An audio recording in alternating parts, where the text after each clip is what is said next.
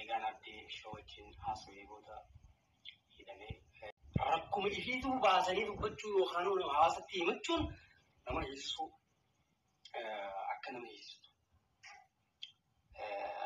harkurraa kan ka'e. Sharmarkii fi haadha mana isaa jirtu seenuudhaan walii galan jechuun takka dhagahamte. Egaa walii galan ja'an namoota isa deemee jechuudha.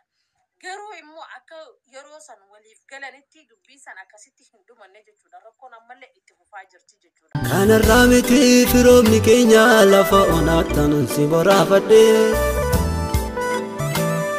achi taasaan keenyatti mi'aayee duwwaa laphee koo ta'u waraabadhee gurra siif kennee si dhaggeeffadhee harrayyuu qabaa laphee koo keessaa. Yooyaa shamarka fuunee hordoftoonni Saaroo Entertainment biyya keessaa fi biyya alaa nageenya koo kan jaalalaa isiniif baay'eetu jecha dhimma obboleessa keenya artistii Sharmakkee Adam jechuudha. Erga interview raawwatee booddee deebisanii hidhanii jechuudha. Obboleessa keenya kana rakkoo isaa sababa inni himateef yookiis immoo sababa inni rakkina sana as ba'ee dubbatee fi deebifamee hidhamee jira jechuudha. Artistiin Sharmakkeen jechuudha. Biyyi suni biyya rakkoo kee himachuu hin dandeenye, biyya dubbachuu hin dandeenye, biyya mirga kee falmachuu illee hin dandeenye, biyya rakkinatti duutuuf, biyya gubattu, biyya rasaasni si ajjeesu malee biyya mirgaan keessa jiraattuuf lubbuun jiraachuun siif hin eeyyamamne jechuudha. Asuma raawwachuu dandeenya jechuudha. Innis sababa maaliif himataa yookiis immoo rakkoo sana inni sooshaal miidiyaa irratti yookiis immoo interview abdii shoo wajjin raawwate booddee fuudhanii hidhaa buusan jechuudha. Maaliif akka akkas gara jabummaan akka itti dhiitamee taasaamu kana ani hin beeku jechuudha. Seerichi biyya addunyaa irraa addanatti fakkaata seerri biyya keenya keessa jiru kun. Rakkuma ifiituu baasanii dubbachuu yookaan hawaasatti himachuun nama hiisisuu akka nama hiisistu harkurraa kan ka'e akkasitti guyyaa kalee kanin be ammas mirga wabii dhaatiin nimbe teeriyoon guyyaa ammas numa jiraa jechuudha. Kanaaf namni Oromoodhaa gaaf sagalee naa ta'uu keessaniif ammas lammataa sirra deebi'uudhaan isinii kanidharraa akkam ba'uun godhe hedduu ulfaataa hedduu galatoomaa namoota cinaa dhaabbattanii eessa bu'ee akkamii jira jettanii na gargaartan hedduu keessan yoo rabbi ishee haala amma keessa jiruufaa hoggaaniin tasgabbii keessa dhufte karaa hojii seenuu deebi'ee.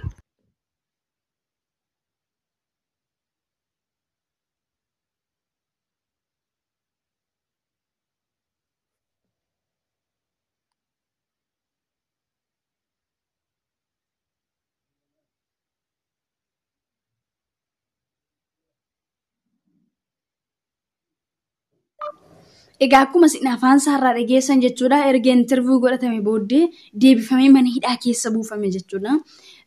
Ormaan miti kan inni dararfamu firaanidha yookiis immoo maatiidha jechuudha. Akkuma kanaan dura viidiyoo isin hojjedhees akkasumallee interview isaa ilaaltan jechuudha.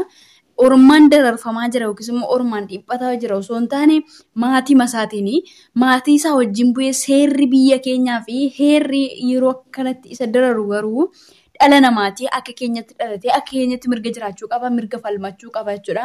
Qabeenya isa dhabee maatii isaa dhabee akkasumallee dhala isaa dhabee akka inni kanaan dura dubbate maqaa dhala isaallee gara maqaa ofii isaaniitti akka jijjiirratan jechuudha. Kan Sharmakkee jedhamu waamamu malte kan biraatti akka ishee waamamtu taasisaniillee jiru jechuudha. Kanatti isa dararfamee dhiphataa jira jechuudha. Erga inni as ba'e immoo akkasan ta'ee rakkoo isaa sana immoo uummanni akka gargaaru uummanni duraanillee hin gargaaraa jedhan garuu hanga ammaatti wanti na bira ga'e hin jiru. Erga inni jedhee booddee jechuudha. Wanti kallattii ana gargaarame hin jiru garuu namni dhuunfaa na gargaareera jedheera jechuudha. Inni erga inni akkas jedhee booddee immoo jechuudha. Deebisamee rakkoo inni himate sanaan uummanni gargaareera miliyoona 6 moo miliyoona 1.6 akkas gargaarame jechuudhaani. Yookiis maallaqa argate jechuudhaan fuudhanii mana hidhaatti isa darbatan jechuudha. Abeet gara jabummaa biyya keenya dhugaa abaarsa guddaa tokko jala jirti jechuudha. Nuti yeroo namni lubbuun jiru har'allee deebisee nan dubbadha jechuudha. Yeroo namni lubbuun jiru ashaangulliitti boo'ichaa erginaa fi akkasuma kanarraa kanaaf saantiba tokko ittiin hiixannu jechuudha. Garuu gaafa namni lubbuudhaan darbe immoo jechuudha. Gaafa namni lubbuudhaan darbe immoo awwiltii isaa dhaabuu fi akkasuma maallaqa barbaachisu erguu irratti sadarkaa tokkoffaa jechuudha. Jiraachuu namaa hin jaallannu du'a namaa garuu ni jaallanna jechuudha. Nuyi bacha Oromoon jechuudha. Maaliif akkasitti taa'e yoonaan jettanii nama kana osoo birrii tokko uummanni Oromoo galgaaree Oromoo miliyoona 60 jedhame silaa salphaatti nama kanallee jechuudha. Miti biyya biraallee jiraachuu danda'a. Akkasumallee rakkina inni itti boo'u ilmi dhiiraa akkatti dhiphatu keessaa ba'uu nama danda'u ture jechuudha. Garuu nuti maali dharee yeroo inni lubbuun jiru ashaangulliitti boo'ichaa arginaa fi gaafa inni darbe garuu maallaqa keessa qabaasna. Osoo lubbuun jiru immoo nama kana har'a Oromoon hin qaqqabatu ta'e akkuma inni dhaqeessan guyyaa tokko immoo gadi baasanii ajjeesanii sareedhaaf kennu yookiin immoo daandii Rakkoon akkuma gaafa saniitti jechuudha. Kanaafuu yaa Oromoo guyyaadhaan dirmatu osoo inni jiru jechuudha. Taasisna jaanii wal hin taane jechuudha. Rakkoon akkuma gaafa san jirtutti arrallee rakkoon akkasii deemaa jirti jechuudha. Gaafa sanis ni hidhame arrallee ni hidhame jechuudha. Sharmaarkee irraa akka dhageenyetti hidhaan amma inni dheengadde hidhame guyyaa jaha jechuudha. Egaa Abdishoon interview godhe guyyaa jahaffaa ba'ee jechuudha. Guyyaa 5 hidhamee akkasimi guyyaa jahaffaa ba'ee guyyaa jahaffaa kana immoo mirga wabiitiin mirgi wabii eegamee fi ba'ee jechuudha. Deebuun isaan oolamu hidhatti. Ammallee qaxaroon ba'ee qaxaroon tun gizee geesse deebuun isaan oolamu jechuudha. Saniifuu rakkoon akkuma itti fuftee jirti Oromoo teenya gargaarsa keessaan itti nu haafufu. Warreen Sharmaarkee haala kamiin gargaaraa Sharmaarkee eessatti argannaa jettanii dhiyeenya kana hanga inni hidhaa jiru hunda rakkachaa jirtanii silkii isaa isinii fi maxxansaa Sharmaarkee waan ba'ee jiruuf jecha rakkoo teessanii fi yaada isaan qabdan hunda isaa wajjin haasa'uu ni dandeessanii silkii isaa as jalatti isinii barreessa. Warreen immoo gargaaruu feenaa haramiin gargaarre jettanis akkaawuntii isaa as jalatti isinii barreessina. Sharmaarkee Adam cinaa dhaabbadhaa gargaaraa isiniin jenna maaliif rakkoo guddaa keessa jira. Gargaaraa qaba. Saatalatti hedduu takka maaliif gizee namni rakkatee nama bira dhaabbachuu qabna. Mucaan kun takka gabbahee hin dubbanne takka umrii isaa ni beektanii hedduu takka dalaguu jira. Aartii Oromoolee guddisuu ture namni dura. Ammallee deebiiti maal seetanii beekta? Sharmaarkeen gabbahee namaaf dubbachuu ture.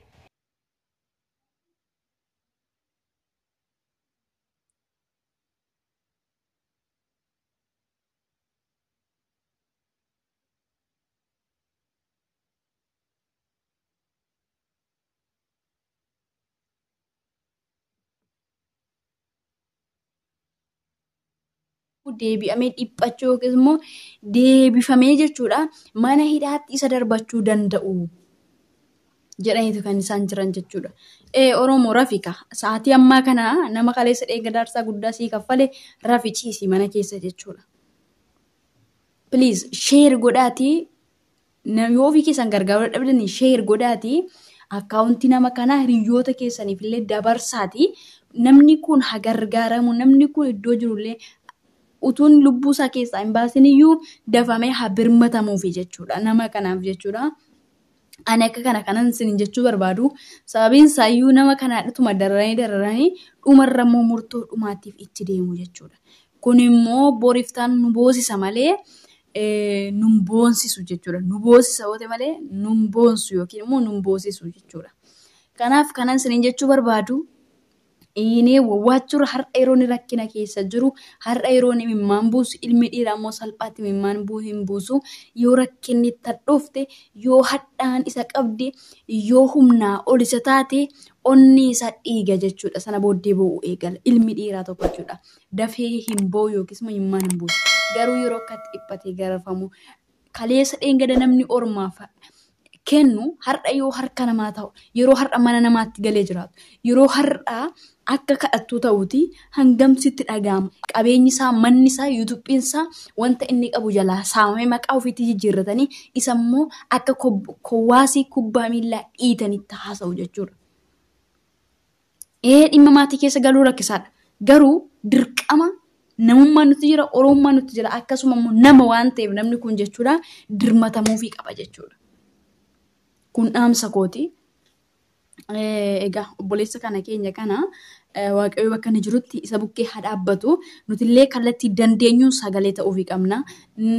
Naaf dhaga'ama hin dhaga'amu hin jedhina hanga dandeessanii sagalee ta'aa fi bor yoo namni kun jijjiirame isinumatu itti boona. Yoo namni kun immoo addunyaarra deeme isinumatu itti gabba. Lachuu isiniif jechuudha. Bu'aansas kisaaraansas jechuudha. Hanga ammatti kan isin wajjin ture ani Saaroon Entertainment irraa yaadaa fi komii yoo qabaattan immoo na barreessaa dogoggora kommoo natti himaa isiniin jechuu barbaada. Nagaatiin turaa isinin jaalladha. Garuu maaliif laayikii namaa hin gootanii namoota hedduutu ilaala garuu laayikiin hin jiru.